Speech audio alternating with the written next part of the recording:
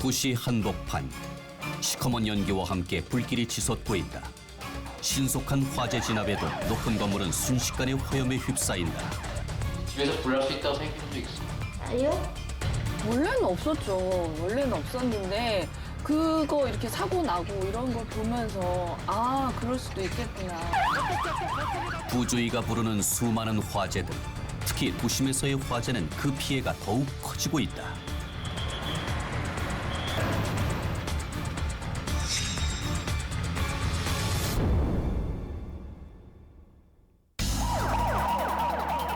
화재가 발생했다. 신고받은 즉시 출동하여 현장에 5분 이내로 도착하지 못하면 화재의 초기 진압은 실패하게 된다. 특히 도시의 화재는 이 골든타임을 놓치게 되면 수많은 인명과 재산 피해를 만드는 대형 화재로 이어질 수 있다. 신속한 조치로 인명 피해는 없이 불은 꺼졌지만 한 가족의 보금자리는 한순간에 채로 남게 되었다. 우리나라는 매년 4만 건 이상의 화재가 발생하는데 2015년에 발생한 화재로 인해 2천여 명의 인명과 4,300여억 원의 재산 피해가 발생했다. 특히 도시에서 발생하는 화재로 인해 그 피해 규모는 커지고 있다.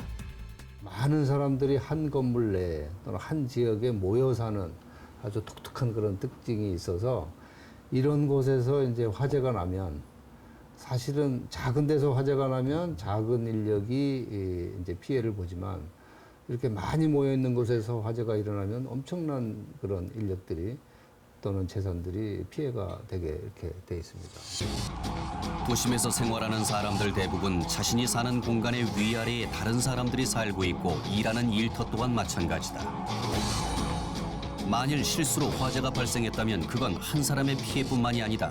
수많은 사람들의 생명과 재산에 피해가 돌아가게 되는 것이다. 많은 건물들이 초고층화되고 밀집화되는 도심.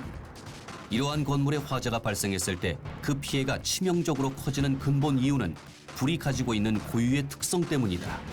그래서 기본적으로 불이 나면 이 연기는 위로 올라가는 게 기본적인 특성입니다.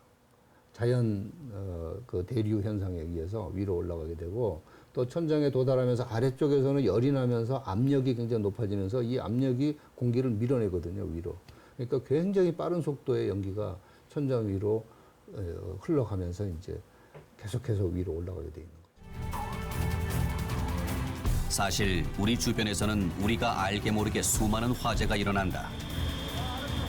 많은 사람들이 사용하는 건물, 화재 안전을 위해 건물을 지을 때부터 대비하는 방법은 없을까?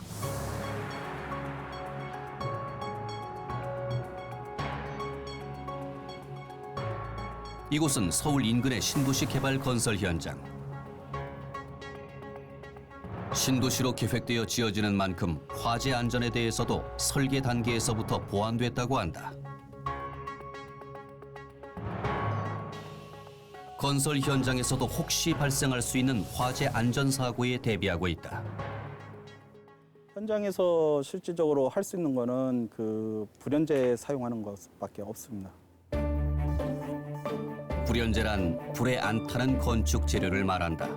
이 건물의 경우 외부 벽을 둘러싸는 단열재 등을 불연제로 사용함으로써 현장의 안전이나 완공 후 화재로부터 안전할 수 있도록 대비하고 있다.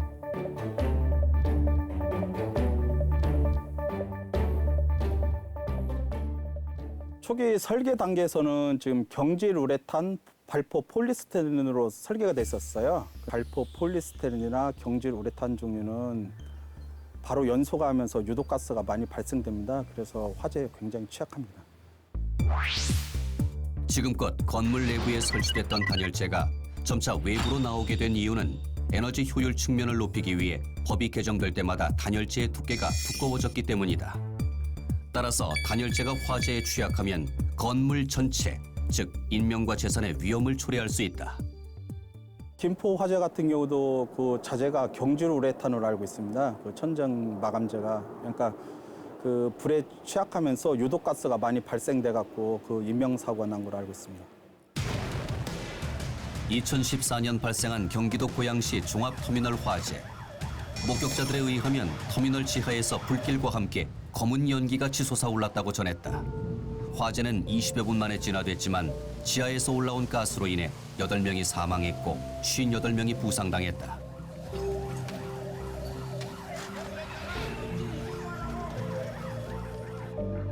그리고 2008년 경기도 이천시 이천 냉동물류창고 화재.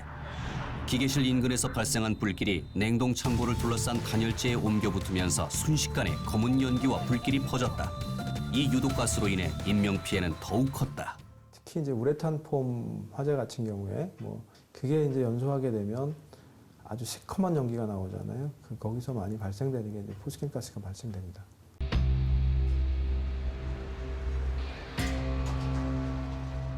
경기도 성남시. 현재 공사 중인 이 건물은 지난 12월 아찔한 화재가 발생했던 곳이다. 저녁 8시경 건물 2층에서 원인 모를 화재가 발생했고 그 불길은 순식간에 번져 온 건물을 태웠다. 이 건물은 상가 밀집 지역에 위치해 주변 건물까지 피해를 입히며 타올랐고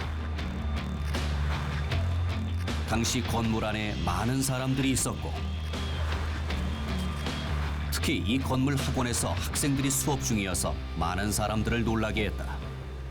20시 10분부터 연기가 나면서 펑펑 하는 소리가 처음에 우리 근무자가 이제 듣고 전화를 했는데 내가 5분 후에 와보니까 2층에서 불이 나서 아주 순식간에 12층까지 불이 번져서 이게 올라오더라고요. 저게 뭐지? 저거 불 아니야? 이제 이렇게 생각을 하면서 갔는데 이제 냄새가 엄청 나고 그래 보니까 이제 저쪽에서 불이 이렇게 막 활활 타고 있어서 그래서 이제 깜짝 놀라서 그쪽 인근까지 가봤죠. 매운 연기가 가득했고 주변 일대는 아수라장이 됐다. 큰 불길은 잡았지만 잔불들은 여전히 남아 계속 타올랐다. 다행히 인명 피해는 없었지만 주변 건물까지 피해를 입었다. 한쪽 그 옆에 붙은 건물의 벽은 다 탔어요. 완전하게. 그걸 건축자재의 이름이 외장, 그게 벽인데 그 벽이 완전히 전수가 다 됐습니다. 결국 외장이 타다 보니까 소방이 작동이 돼 버리잖아요. 소방이 작동돼 버리니까 그 타지 않는 공간에도 이 물을 포함해서 모든 그 내부 건축 자재가 침수가 돼 버리니까 전면적으로 교체 수선하는 그런 대수선 공사를 하는데 내가 이제 견적을 내 보니까 140억이라는 우리 건물 피해를 보게 돼서 리모델링을 대수선 공사를 한 10개월 동안에 한 겁니다. 우선 건물을 지을 때 이제 불연성으로 좀 이렇게 안 타는 걸로 그런 재질로 했으면 좋겠고 그리고 또 그 소방법 이런 거 있죠. 그런 거 있으면 그런 거에 맞춰서 이렇게 건물을 제대로 법대로 지었으면 좋겠다는 그런 바람이 있죠. 당시 분당 화재뿐만 아니라 많은 피해를 속출한 건물 화재로 건축법에 대한 개정이 요구되었다.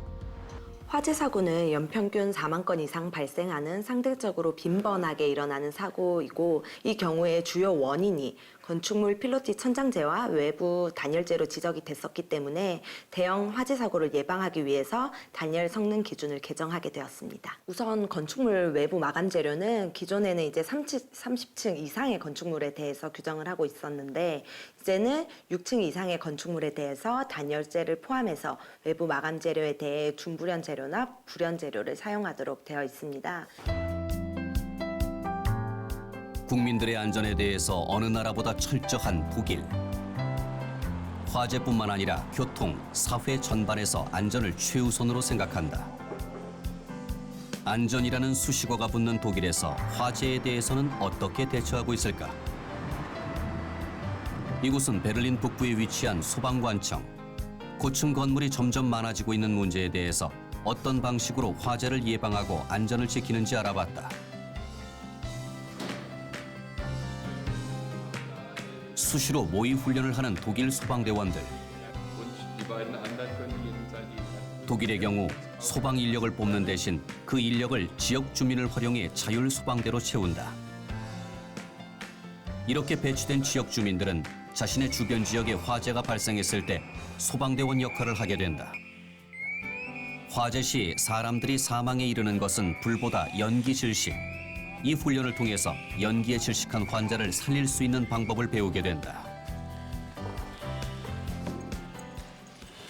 Ich glaube, ganz besonders wichtig ist, dass Sie über die ganze Fläche überall Feuerwehren zur Verfügung haben. In jeder großen Stadt, ja, auch in kleineren Städten, auch wenn es nur freiwillige Feuerwehren sind. Aber Sie sollten überall Feuerwehren zur Verfügung haben. Ja. 결국 지역 주민이 소방대원이기 때문에 어떤 건물에서 화재가 발생해도 소방대원이 한두 명씩은 배치되는 셈. 따라서 화재 시 빠르게 대처할 수 있다.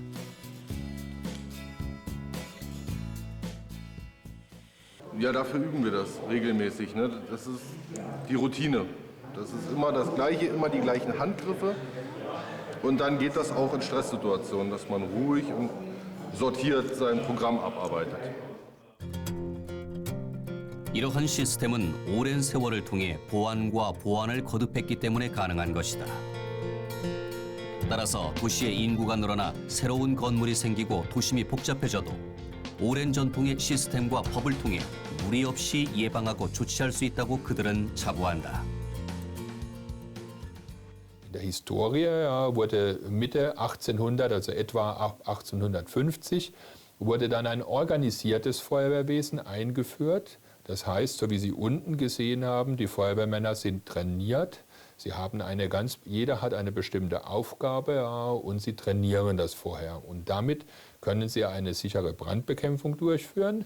Und zum anderen, parallel dazu, hat man aber auch Bauvorschriften eingeführt, die zum Beispiel die Ausbreitung von Feuer verhindern. Dazu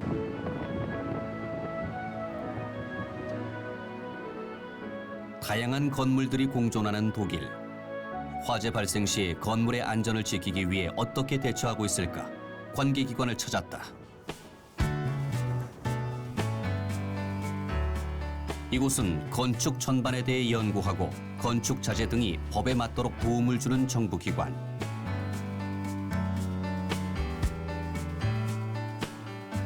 건물 안전 관련 담당자인 페테 프로셰크 박사를 만났다. Forschungsbereiche sind die relevanten Bereiche, die die Sicherheitsaspekte nach den Landesbauordnungen ansprechen. Das ist zum einen die mechanische Sicherheit und Standfestigkeit.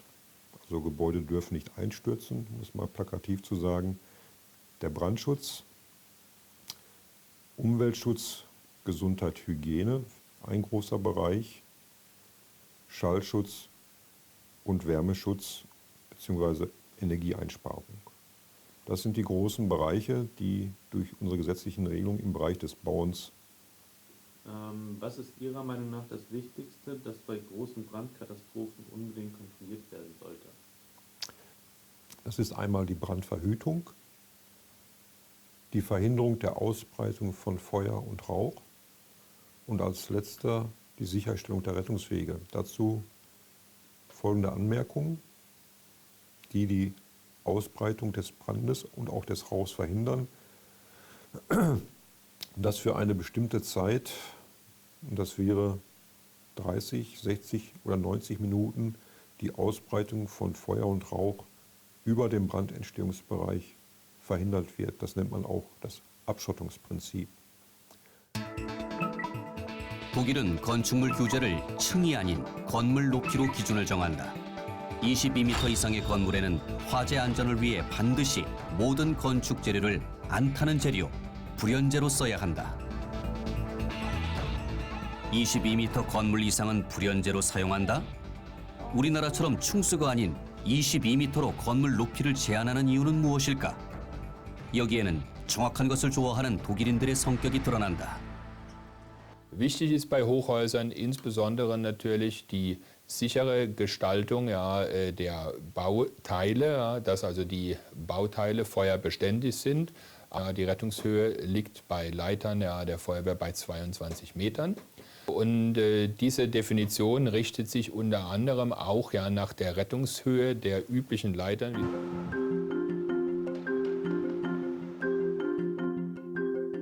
물론 법규에는 22m 이상의 건물에 불연제를 사용하라고 되어 있지만 독일에 짓는 낮은 건물에도 대부분 불연제로 건물을 마감하는 것을 볼 수 있다.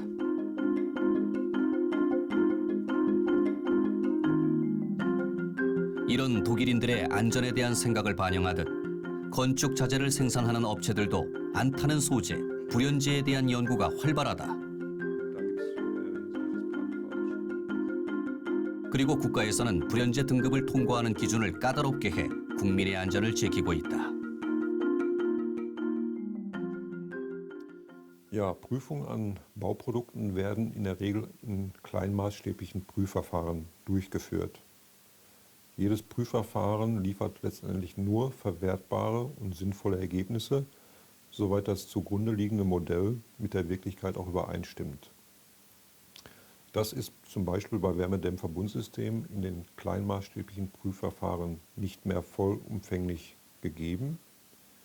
Aufgrund der heutigen angewandten Dämmstoffdicken oder auch hinsichtlich weiterer konstruktiver Einbauten in den Wärmedämmverbundsystemen können diese nur in großmaßstäblichen Versuchen entsprechend geprüft werden und auch beurteilt werden. 프랑크푸르트에 있는 한 대학의 건축 현장. 외부 마감이 한창 진행 중에 있다.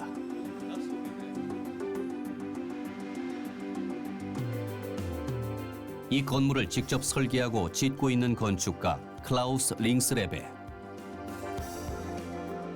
그의 안내로 제작진은 엄격히 통제되는 건축 현장 안으로 들어가 눈으로 직접 확인할 수 있는 기회를 얻었다. 다양한 공간들이 있는 축구장 크기의 건물. 어떤 용도의 건물로 지어지는 것일까? Das Gebäude ist 40 Meter hoch, über 9 Etagen. Dieses Gebäude ist für eine private Business School für 2200 Studenten und 600 Angestellte ausgelegt. 40m, 9층의 건물. 그렇다면 이 건물도 엄격한 건축 법규가 적용된다. 어떻게 지키고 있는지 건축 총괄 책임자와 확인해 보기로 했다. Dass der runterläuft. Also, das ist die 24 Zentimeter starke Außendämmung, dann 5 Zentimeter Luftschicht, 14 mm Fassade nach den neuesten und auch der zukünftigen Energievorschrift dimensioniert. Die Unterkonstruktion ist aus Aluminium. Die Platte selbst hier vorne ist 14 Zentimeter. 우리나라의 단열재 두께에 비해서 훨씬 더 두꺼운 독일. 그 이유는 환경을 생각하는 독일인의 철학에서 찾을 수 있다. Die Dämmstoffe haben natürlich in der Gesamtenergiebilanz und in dem Kühlbedarf des Gebäudes ihre wesentlichen Nutzen. Dass wir weniger kühlen müssen im Sommer und weniger heizen im Winter. Auch das Kühlen ist sehr aufwendig hier auch in dieser Region in Deutschland, weil wir halt einen Großteil der Tage und mit den Menschen, die im Gebäude sind, einen Kühlbedarf haben. Ja? Und deswegen ist die Isolierung für uns so wichtig, dass wir nicht so viel Energie verbrauchen.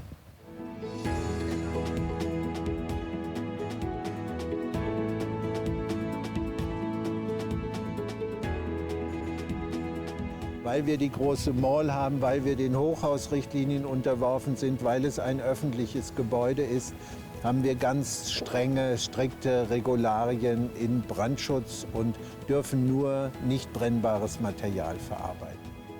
Die Mineraldämmstoffe nutzen wir, weil es nicht brennbares Material ist, zu dem wir hier zum Einbau verpflichtet sind. Und die Dämmwerte, die sind gerade bei der Mineralwolle sehr gut hierfür geeignet. 우리나라는 현재 6층 이상인 건물에 사용 가능한 건축재의 경우 준불연제, 즉 타지 않는 소재에 준하는 건축재도 가능하다. 준불연제로 인정받기 위해 실시하는 시험 방법으로서 가로 세로 10cm 규격으로 자른 소재에 열을 가하는 방식. 이 시험을 통해 재료의 성능을 알아볼 수 있다. 콩칼로리미터 시험 장비는 시편에 열을 가했을 때 산소가 얼마만큼 소모되는지를 가지고 열 방출력을 측정하는 시험입니다. 가로 세로 10cm 규격의 건축 자재를 넣어 10분간 열을 가한다. 이 시험을 통해 기준을 통과하면 건축 자재로 사용할 수 있게 된다.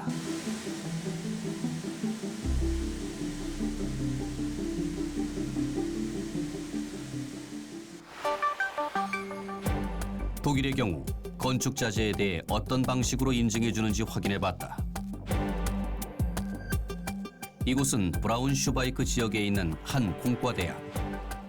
이런 건축 자재 테스트 기관들이 독일 곳곳에 있어서 제품들의 성능을 시험할 수 있다. 독일의 경우 건축 자재 테스트는 재료만 가지고 하는 것이 아니라 건물처럼 실물과 똑같은 조건을 만들어 건축 자재를 테스트하는 것이다. Und was Sie hier an dem Rand sehen, das sind Auslässe von Ölbrennern.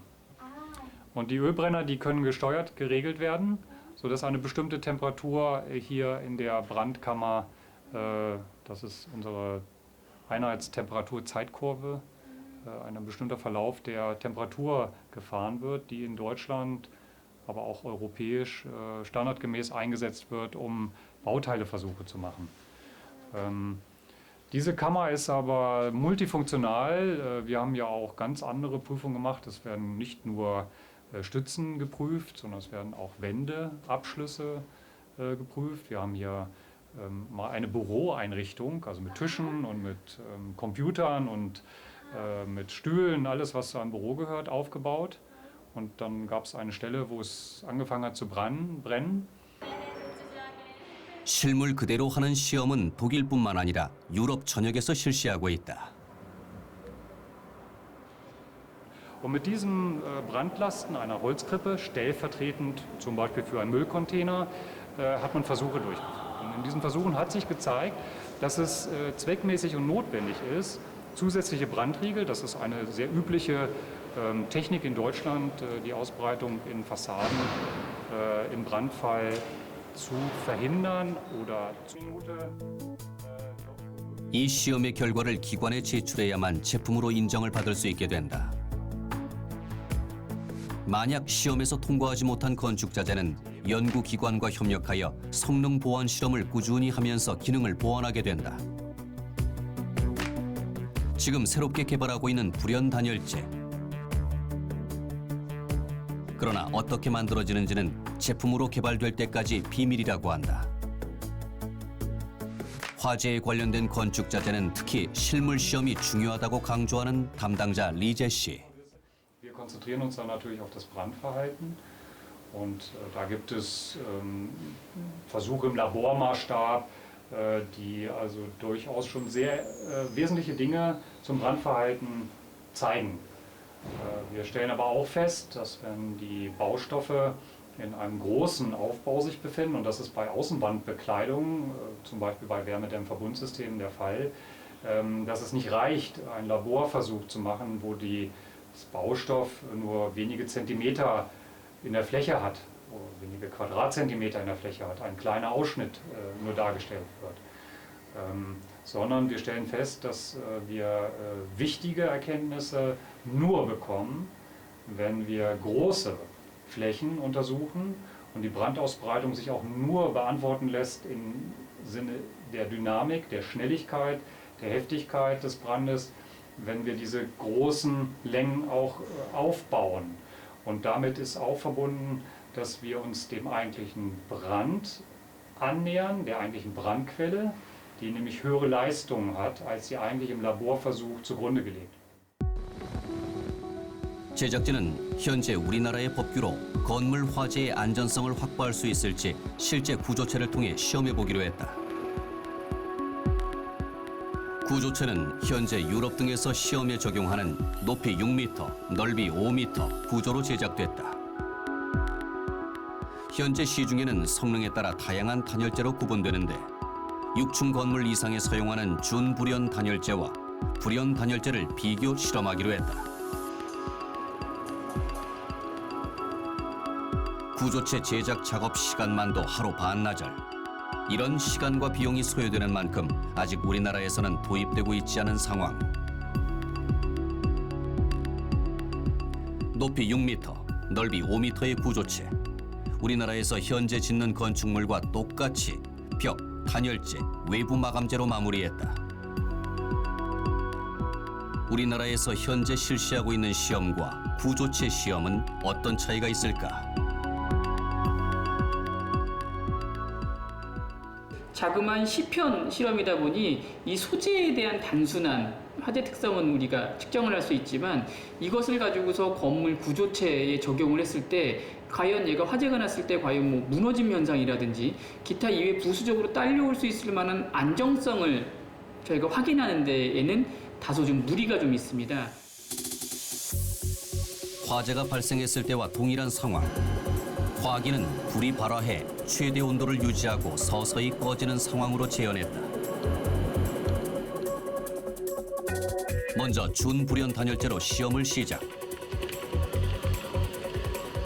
불길은 금세 외장재를 태우며 치솟고 있다. 빠른 속도로 건물의 외벽을 타고 오르는 화염.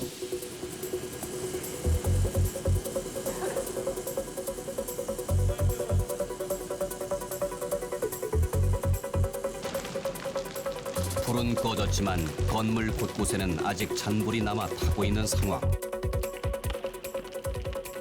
1시간이 경과한 후에도 불씨가 되살아나 마지막 잔재까지 태우고 있었다.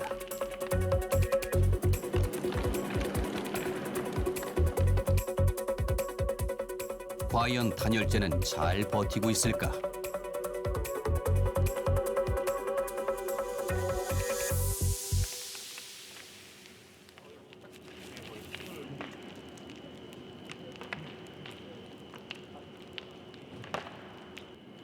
일단은 불꽃이 전반적으로 화염이 전반적으로 불꽃이 단 부분들은 거의 소멸이 됐다고 보여지고요. 예. 일단 뭐 잔불은 이렇게 왜 있는 거예요? 예. 잔불도 이렇게. 잔불은 일단은 시험편의 그 시험편 자체가 그 자기 소화성이 좀 떨어진다고 지금 판단이 되고 있습니다. 예. 준불연 단열재는 흔적도 없이 다 타버린 상황. 만일 6층이 아닌 좀 더 높은 건물에서 대피를 한다면 우리의 안전을 보장할 수 있을까?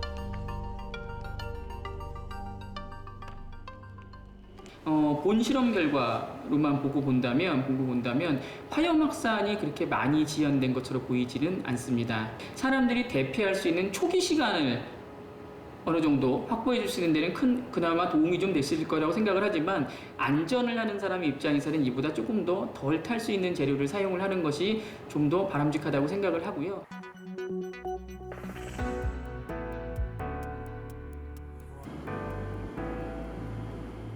이번에는 불연 단열재의 안전에 대해서 시험해 보기로 했다.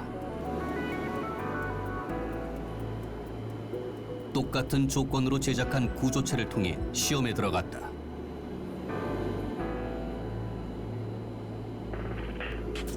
같은 두께의 불연 단열재. 시험이 시작됐다.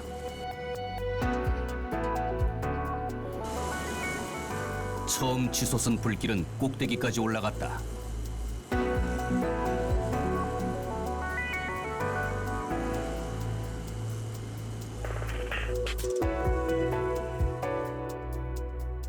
그런데 불이 꺼지기도 전에 벽면의 불길이 소강 상태를 보이기 시작했다. 외벽은 불의 열기에 다 타버렸지만 불연 단열재는 그대로 남아있는 상황. 그을린 흔적만 보일 뿐 형태 그대로를 유지하고 있다.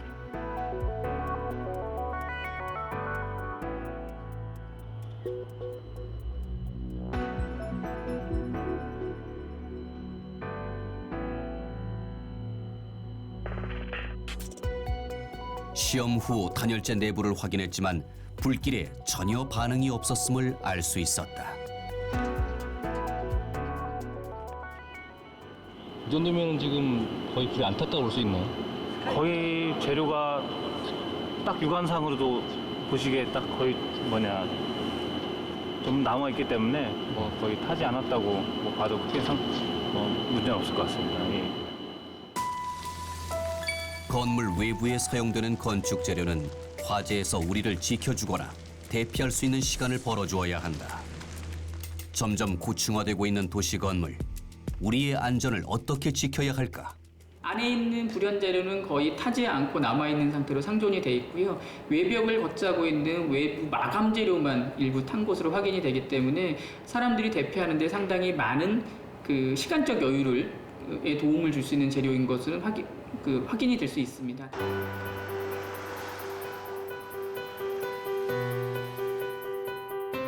하루에 약 100여 건 이상 발생하는 화재.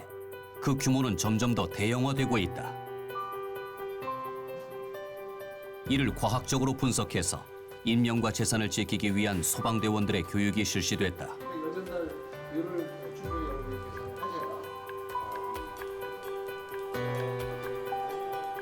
오늘의 주요 교육은 건물 화재. 건물 화재 발생 시 진화에 어려움이 따르기 때문이다.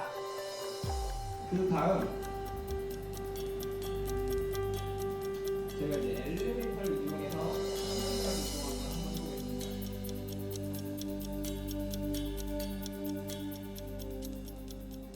단열재 자체에 이제 보통 그쪽으로 물이 침투하지 못하는 경우가 많습니다. 내부에서 화재가 발생하게 되면 저희가 이제 외부에서 우리가 소화수를 쏘면서 화재를 진압해야 되는데 물 자체가 침투할 수가 없습니다. 그렇게 되면 계속 화재는 발생하게 되고 계속 상부 쪽으로 이제 건물이 대형화되어 있으니까 불은 무조건 위로 올라갑니다. 위로 올라가는 거기 때문에 좀 더 크게 더 확산되고 규모가 큰 화재로 이어질 수가 있습니다. 대형 건물의 화재는 발화가 시작된 곳을 찾는 것이 관건. 그러나 빠르게 확산하는 불의 특성상 쉽지만은 않다. 화재 조사관들인 경우에는 화재가 나게 되면 그 화재가 날 수 있는 그 점화원하고 그다음에 점화 원인을 찾아내는 게 굉장히 중요합니다. 그래서 그 현장을 이제 재현 실험을 해서 가장 그때 화재가 났을 때와 유사한 형태로 그 상황을 재현하면서 이제 화재 원인을 찾게 되는데 컴퓨터상에서 그 화재가 일어났을 때의 상태와 똑같이 이렇게 모델링을 하고 또 그 상태에서 화재를 한번 만들어 보는 겁니다. 만들어 보면서 화재가 실질적으로 어떻게 그 화염이 전파되고 연기가 어떻게 퍼져나간지를 미리 이렇게 시뮬레이션을 해보면 이 화재 조사관인 경우에는 어디서 화재가 났다라는 것을 이제 예측할 수 있고 분석할 수가 있죠. 화재에 대한 안전성이 요구되는 이유는 또 있다. 우리는 더 이상 지진 안전 국가가 아니기 때문이다. 전국을 강타한 지진으로 곳곳이 흔들리고 무너지면서 수많은 시민들이 처음 겪어보는 공포에 밤새 떨어야 했습니다. 지난 9월 한반도를 강타한 강도 6.8의 대규모 지진. 많은 사람들이 흔들림 속에서 공포를 느끼는 순간이었다. 문제는 지진이 화재를 동반한다는 것이다. 일단 지진이 일어나게 되면 그 건물이 붕괴가 되는 경우가 많이 있잖아요. 붕괴가 된다던가 또 흔들림이 많다던가 이렇게 되게 되면은 그러한 건물에서 사용하는 도시가스 이러한 가스가 붕괴나 흔들림으로 인해서 누출되는 경우가 많죠.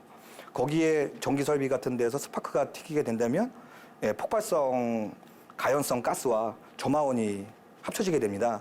그러면서 이제 폭발적 연소를 하게 된다고 하면 또 그러한 붕괴로 인해서 다치거나 테러가 많이 붕괴되어 있을 때 테러 대피를 할 수 없게 되고 이러한 폭발성 연소로 인해서 많은 인명피해가 함께 동반이 될 수 있는 그런 화재로 번지게 됩니다. 지진이 잦은 일본. 여러 가지 이유로 화재에 쉽게 노출된 상황. 과연 어떻게 화재에 대비하고 있을까? 일본의 한 주택 건설 회사를 찾았다. 안녕하세요. 이 업체는 단층 주택에서 다세대가 사는 아파트까지 다양한 건물을 조립식으로 지어 공사 기간을 최소화하는 건축 방식이 특징이다. 주택 화재나 안전에 대해서는 어떤 대책을 세우고 있을까? まず我々が一番大事にしていることは、日本というのは非常に地震大国です。お客様がたくさんのお金を使って建てたお家が、繰り返す大きな地震があっても壊れない住宅にすること、これを住宅屋さんの一番大事な使命と考えて住宅作りに取り組んでおります。 이 주택회사에서 자체적으로 실시하는 지진 대비 실험, 실제 주택으로 안전성을 테스트하고 있다. 지진 발생 시 화재 요인에 대한 대비 방법을 알아봤다.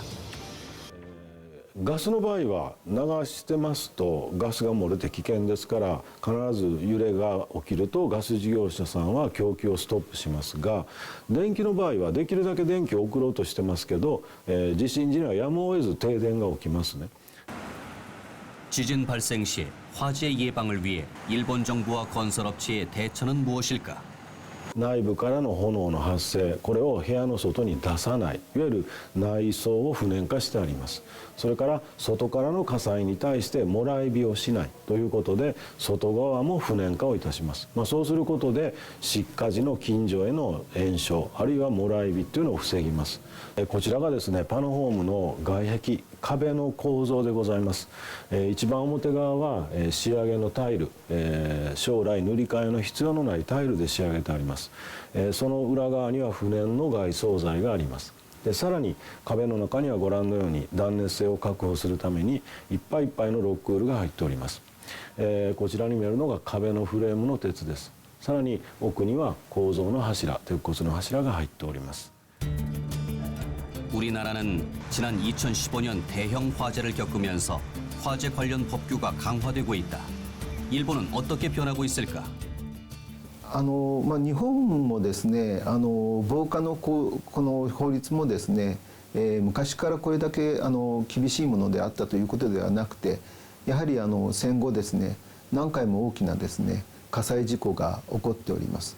その都度ですね原因を追求されてそれをですね生かしてですね防火関係の法律が、それを防ぐための法律に変わってきたという歴史があると思っております。 일본의 경우 유럽과 우리나라처럼 단열재 등에 대한 규제가 명확하지 않다. 실제 일본에서는 어떤 재료로 건물을 짓고 있을까? 2015年のデータですけれども、私どものグラスウールがですね断熱材として使用されているというデータがございます。ロックウールが 10% ぐらいでしょうか。その他が発泡系の断熱材ということになります。ロックウールとかこういったものは不燃材料でございますので、そういった意味でも火災時の延焼を防ぐとかそれから有毒なガスが発生しないという特徴もございますので、安心で安全な材料というふうな形で選ばれていると思います。 일본은 법규보다는 스스로의 경험으로 화재에 대비하고 있다. 우리가 화재로부터 안전하기 위해서 준비해야 할 자세는 무엇일까? 또 기존에 그 스프링클러나 아니면 소방감지 시설 이런 것들이 관리가 잘 돼야죠. 불나면 꺼줘야 되고 터줘야 되고 불나면 물려야 되는데 그게 안 되는 거죠. 그러니까 쉽게 얘기하면은 기존에 법에서 요구했던 그런 성능들이 제대로 유지될 수 있도록 내부 마감재에 대한 그 화재 안전 성능, 그다음에 피난 계단에 대한 것들, 그다음에 소방 시설에 대한 것들이 제대로 정리가 제 기능을 발휘할 수 있어야 돼요. 서울의 한 건물. 소방 안전 점검을 하고 있다. 어떤 문제가 있어요? 새로 입점을 하시는 가게인데 그 주방에 확산 소화기 설치된 게 이게 안 돼 있고 그다음에 소화기를 기본적으로 비치가 안 돼 있으셔가지고 그거 말씀드리고 일단 지적 사항에 넣었습니다. 점검을 나올 때마다 귀찮아하는 업주들이 대부분.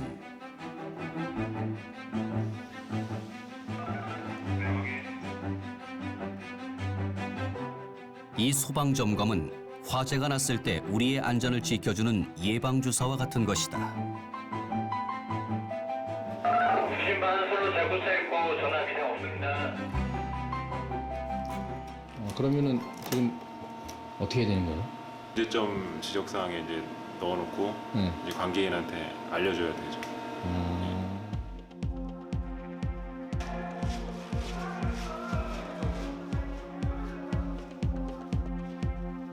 평상시 일에 방해되는 물건으로 취급받는 소화기. 소화기 같은 경우에는 이제 바늘이 있는데 압력계가 있고요. 바늘이 있는데 바늘이 녹색 영역을 가리키고 있으면 정상입니다.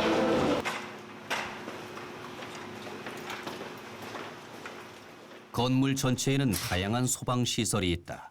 그러나 이렇게 소화잔 앞에 이렇게 적재를 해놓는 경우가 종종 있어요. 보통. 근데 뭐 이렇게 적재를 해놔버리면 이렇게 유사시 이게 사용할 때 좀 불편하고 시간 제한이 생길 수가 있죠. 그렇죠.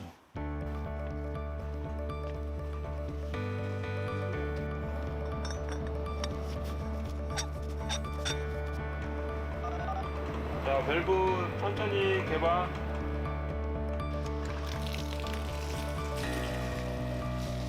사소해 보이지만 이런 세밀한 점검에서 틈이 생기면 화재 발생 시 우리의 생명과 재산을 담보할 수 없다. 이제 방수압이 이제 약해지면 이제 실제로 이제 가장 이게 말단 옥상을 말단이라고 가정을 했을 때 가장 이제 방수압이 안 나오게 되면 여기가 이제 화염까지 이게 물이 방사하는 그 힘이 약해지고 그 유량도 적게 되기 때문에 불을 유효하게 끄기가 어려워지는 거죠. 예, 법적으로 정해진 방수량과 방수 압력이 있습니다. 화재는 예방에서 시작된다. 그렇다면 우리는 일상에서 얼마나 대비하고 살고 있을까? 평상시 똑부러지는 살림 솜씨로 소문난 정미 씨. 가족의 안전과 재산 등에 직결되는 화재에 대해서도 꼼꼼히 대비하고 있을까? 드라이기나 고데기를 조금 오래 쓰다 보면 선이 막 접질러져서 벗겨지잖아요. 그러다가 뭐 갑자기 불꽃이 튀기다가 불나는 경우도 있고, 콘솔트에 이렇게 먼지가 많이 쌓이다 보면 그런 경우에도 조금 불날 위험이 있다고 하더라고요. 그리고 주방에서도 이제 뭐 가스레인지는 항상 위험하니까. 이렇게 화재 예방을 위해 철저하게 대비한다고는 하지만 허술한 경우가 많다.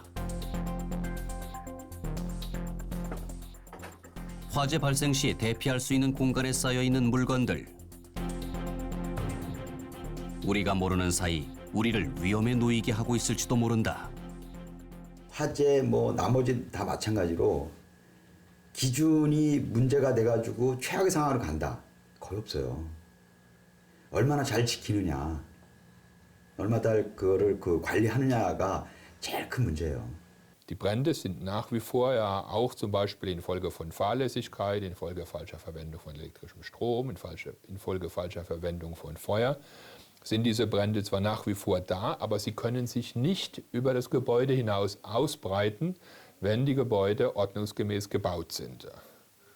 Und die Tatsache, ja, dass wir auch ab und zu mal sehr große Brände haben, geht oftmals darauf zurück, dass die Gebäude nicht entsprechend der Vorschriften gebaut wurden.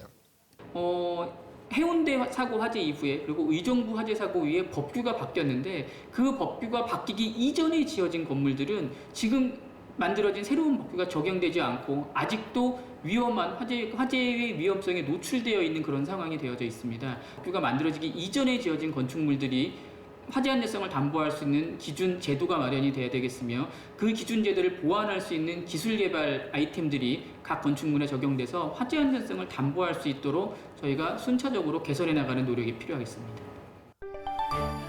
부지불식간에 발생하는 화재. 대구 서문시장에서 발생한 화재처럼 작은 불씨는 엄청난 피해로 돌아온다. 우리는 화재가 일어나기 쉬운 도시에서 우리의 인명과 재산을 지키기 위해 대비를 해야 한다. 이를 위해서는 안전한 법을 세우고 그 법을 지키려는 노력이 필요하다.